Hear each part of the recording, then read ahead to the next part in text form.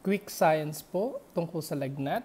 So meron pong infection, pupunta si white blood cells, macrophages, neutrophils, leukocytes.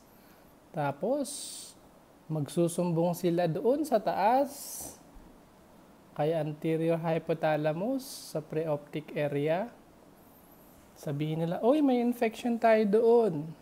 Tapos po, sa hypothalamus, magre-release ng cytokines, yung interleukin 1, interleukin 6, interferon, tsaka tumor necrosis factors. Tapos, papasok si cyclooxygenase enzyme para mag-synthesize ng prostaglandin.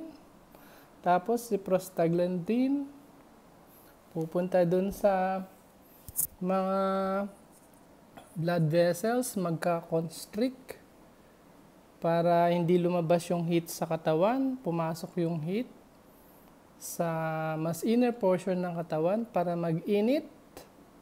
Ayun, pag nag-init na, mamamatay na yung mikrobyo.